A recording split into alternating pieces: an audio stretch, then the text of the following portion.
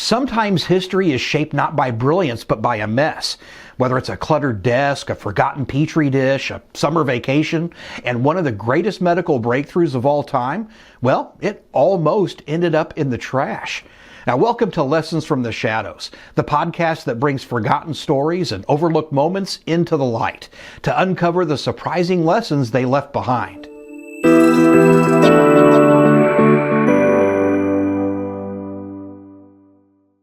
It's September 1928, London. A Scottish scientist named Alexander Fleming returns to his lab after a vacation. And the lab? Messy. Dishes everywhere. So he starts cleaning up. But one petri dish catches his eye. Something's growing in it. A fuzzy ring of mold with a clear halo around it. And there's no bacteria in that halo. And suddenly he realizes this mold isn't just growing, it's killing. And that fuzzy blob? It would become penicillin, the world's first true antibiotic. And it would save over 200 million lives. But here's the twist. Fleming didn't really discover penicillin the way we're told. And the drug we know today almost never happened. Fleming wasn't hunting for a miracle. He was trying to kill bacteria without killing people in the process. And back then, infection was deadly. A scratch, a sore throat, a soldier's wound, they were all potential death sentences.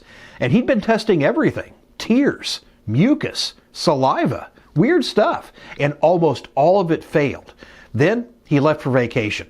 And nature did something he couldn't. That mold, Penicillium notatum. It released a chemical that killed bacteria. Now Fleming, he studied it. He named it penicillin. He wrote a paper, hoping that someone might do something with it. But he couldn't extract it. He couldn't purify it. And he couldn't produce it in any useful amount. So what did he do? He gave up. And the world, it moved on. It sat in obscurity for 10 years until two scientists, Howard Florey and Ernst Chain, dug up his paper in 1938. And they said, well, let's finish what he started. And they did. They figured out how to make it usable, mass producible, and effective.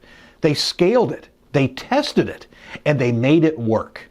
But today, Fleming gets all the glory. Florey and Chain are mostly forgotten. By World War II, penicillin was being made in bulk and used to save lives on battlefields around the world. It literally changed everything. Surgery became safer, infections became treatable, and life expectancy soared. And Alexander Fleming? He eventually got the Nobel Prize, but he even admitted he only did the first part. The rest belonged to the people who refused to give up on a moldy dish.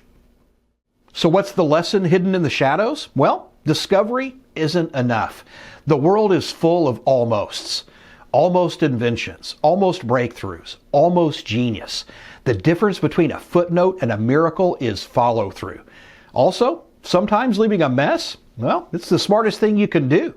Well, thanks for listening to Lessons from the Shadows. If you like this story, subscribe and share it with someone who leaves weird stuff on the counter. And next week, we'll explore a utopian city that no one wanted to live in. Until then, keep your eyes on the edges of history. That's where the best lessons hide.